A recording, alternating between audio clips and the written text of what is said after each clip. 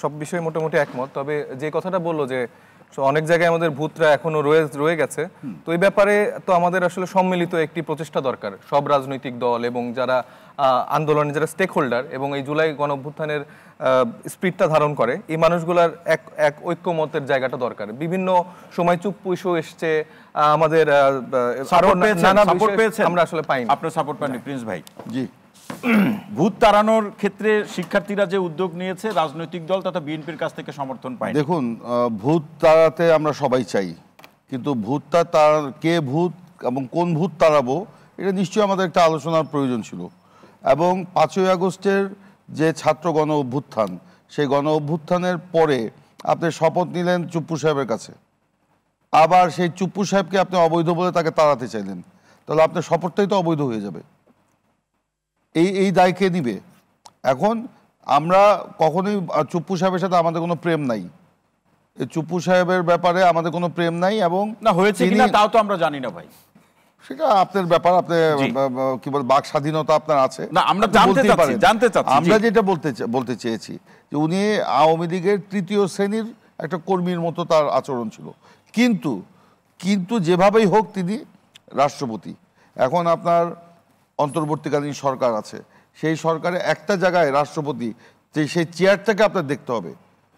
আপনি সেখানেও যদি আপনার তাকে সরিয়ে দেন, তারপরে কি হবে, এর সাংবিধানিক ব্যাখ্যাটা কি হবে, সাংবিধানিক কোনো শূন্যতা সৃষ্টি হবে কিনা। 5ই আগস্ট কি আমরা সাংবিধানিক ব্যাখ্যার কথা চিন্তা করে হাসিনাকে সরিয়েছিলাম? এটা আমি আপনার সাথে তর্কে যাব না, আমি বলছি, আমি প্রশ্নের উত্তরটা আমি আপনাকে দিব। এবং সেখানে সাংবিধানিক যে শূন্যতার সৃষ্টি হবে সেটা কিভাবে ফিল আপ হবে এটা আমরা বুঝতে চেয়েছি। এখানে কিছু বললেই বলা হয় প্রবীণরা তারুণ্যের শক্তিকে ধারণ করতে পারছে না। অবশ্যই আমি যদি প্রবীণ হয়ে থাকি প্রবীণ, কিন্তু প্রবীণদের যে অভিজ্ঞতা আছে সেই অভিজ্ঞতা তো তরুণদের নাই, সেটাও বুঝতে হবে। আজকে ইচ্ছা করলে আপনি অনেক কিছু বলেছেন, নাইম আবেদিন বললেন যে 5ই আগস্ট কি আমরা সংবিধান দেখে আমরা আন্দোলন করেছিলাম?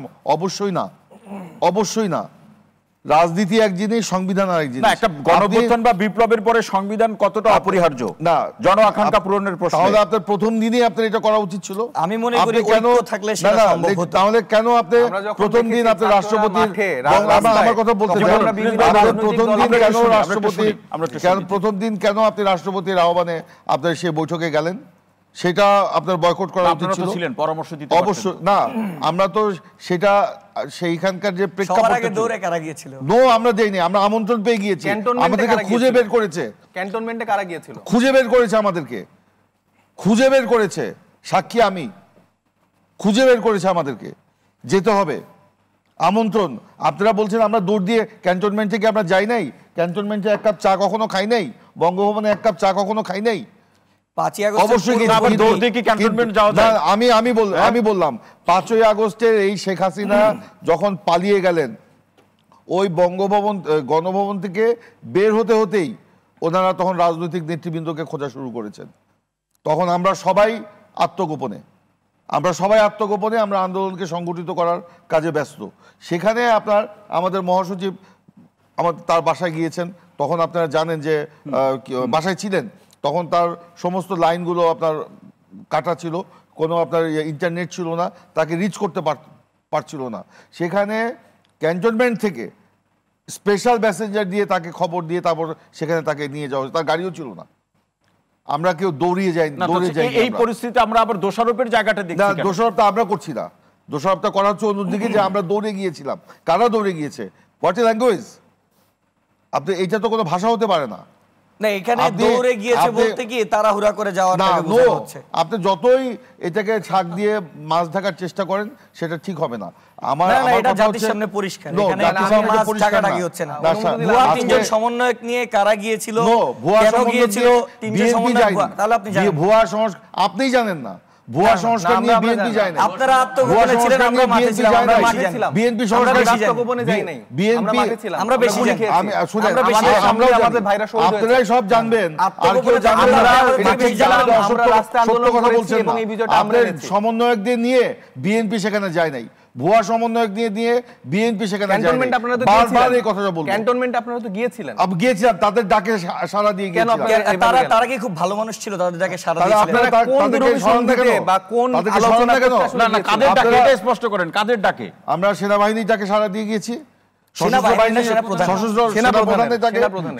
সেনাবাহিনী সশস্ত্র বাহিনী, এটা নিয়ে যদি প্রশ্ন এখন তুলেন তাহলে এখন সেনাপ্রধানকে সরান। না না, সশস্ত্র বাহিনী আমাদের গর্বের ধন, বিপ্লব করে আমাদের জাতীয় ঐক্যের প্রতীক। সশস্ত্র বাহিনী যারা সামনে থেকে নেতৃত্ব দিয়েছে সেই মানুষগুলোকে রেখে আপনারা কেন? না, আমরা তো জানি তাদেরকেও টাকা হয়েছে, আমরা তো জানি তাদেরকেও টাকা হয়েছে। আমাদের তখন এটা বাদ বিচারের আপনারা জানতেন না কাকে ডাকা হয়েছে কাকে ডাকা হয়নি? আমাদেরকে তালিকা নিয়ে গেছে যে এদেরকে ডাকা হয়েছে।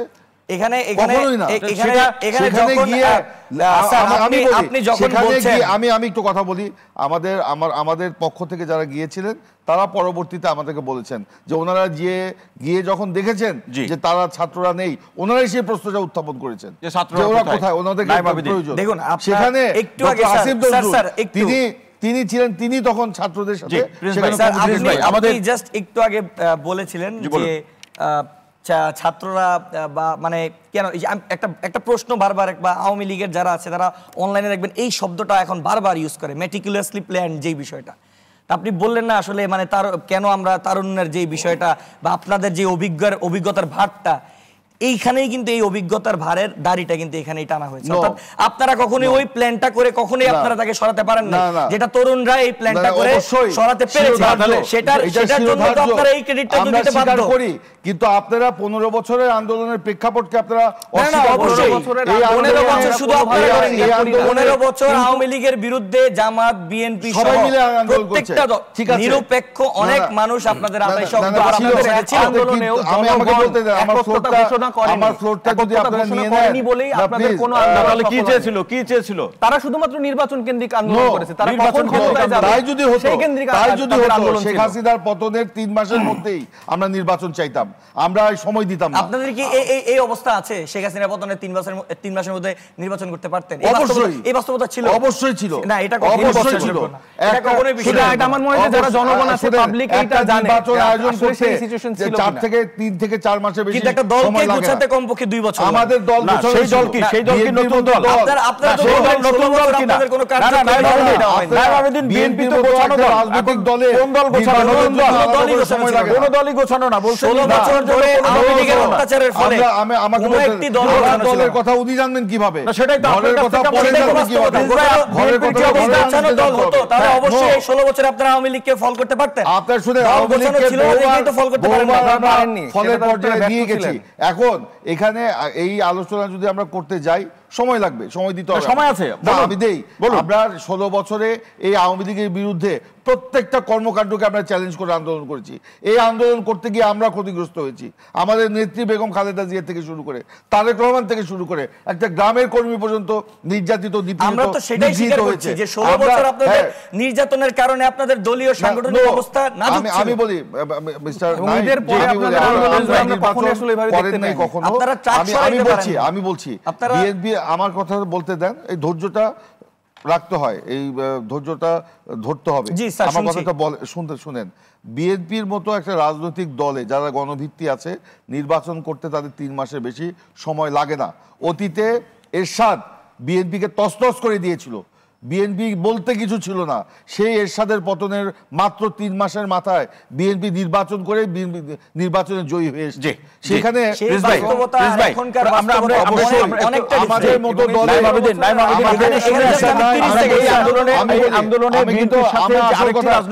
ভাইয়া আমার আসল কথা কিন্তু আসলে বারে বারে কিন্তু এক জায়গাতে আমি ঘুরপাক খাচ্ছি, আমি যে শেষ করি যে এখানে আমরা বলছি আমরা কিন্তু 3 মাসের মাথায় নির্বাচন চাই নাই, আমরা চেয়েছি একটা যৌক্তিক সময় দিতে চাই। কিন্তু আপনাদের অভিযোগ আপনারা নির্বাচনে তাড়াহুড়া করছেন, এই অভিযোগটা বলা হচ্ছে। তাড়াহুড়া আজকে আমরা বলেছি এই যে আজকে 6টা মাস পার হয়ে গেল, সংস্কারের কোন পর্যায়ে আপনার অগ্রগতি হয়েছে?